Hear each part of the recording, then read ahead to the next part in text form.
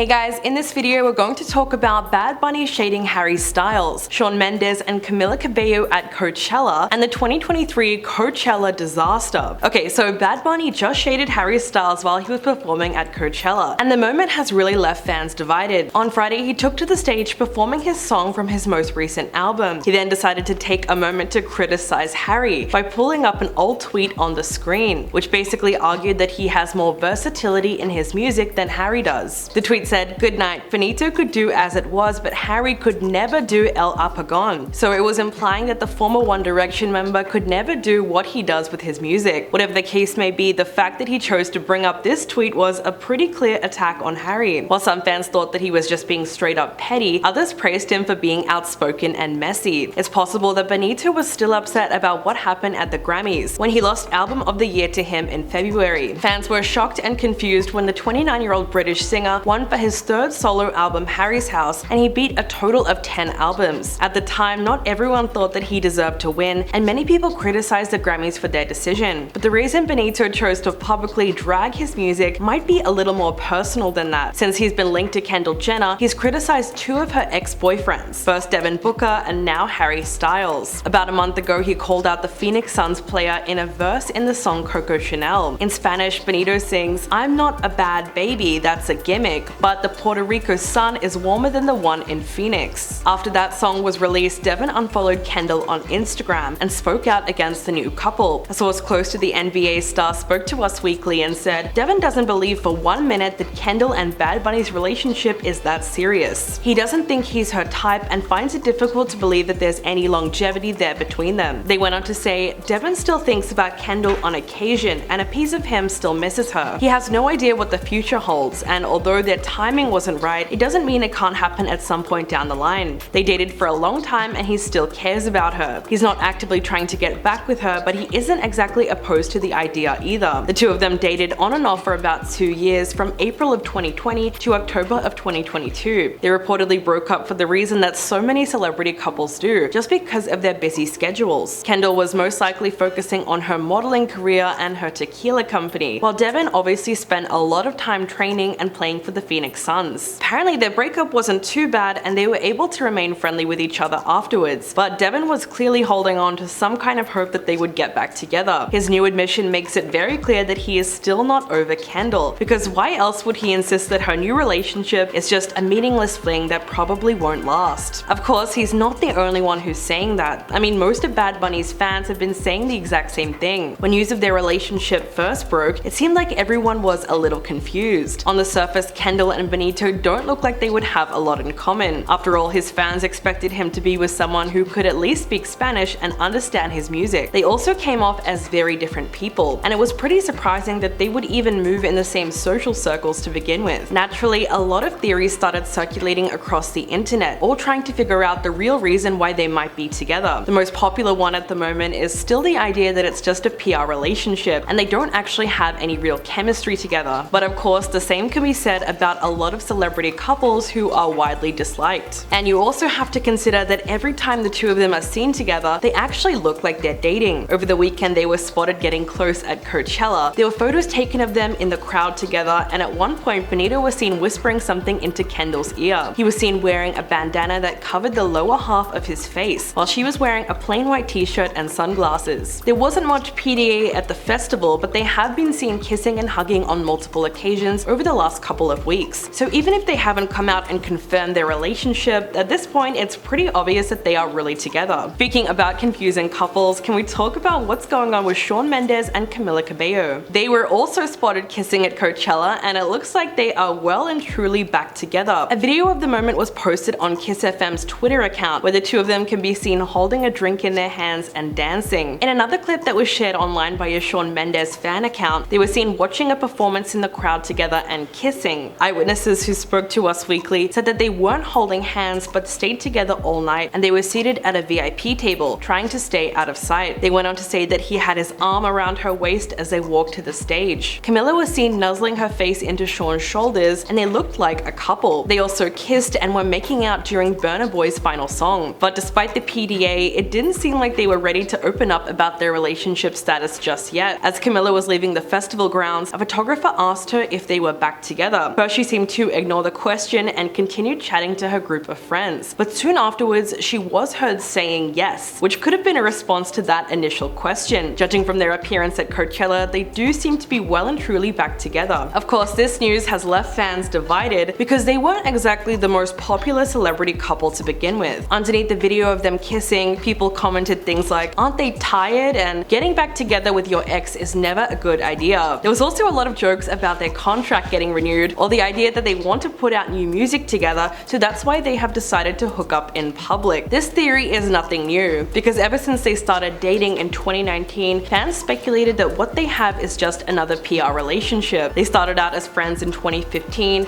when they were both on tour together and wrote their first duet. Since then, they've both written music about each other on their albums and evolved from best friends to romantic partners. Then, after dating for more than 2 years, they called it quits in November of 2021. They apparently split due to their hectic work schedules. So of course, some fans were pretty happy with the news. Camila was not very popular with Shawn's fans, and unfortunately, she was never able to win them over. Most of this has to do with her history in Fifth Harmony and the allegations of racism that plagued her in the years since she left the group. She came under fire in 2019 when a shocking Twitter thread revealed that her old Tumblr account was full of racist and misogynistic comments, including repeated use of the N-word and variations of it. There was also extremely insensitive posts about the horrific incident between Rihanna and Chris Brown. After the backlash, the Tumblr account was immediately taken down, but users on Twitter had already archived the posts, so they were still available for anyone to see. In the midst of the controversy, Camila was forced to issue an apology, and she released a statement saying, "When I was younger, I used language that I'm deeply ashamed of and will regret forever. I was uneducated and ignorant, and once I became aware of the history and the weight and the true meaning behind this horrible and hurtful language,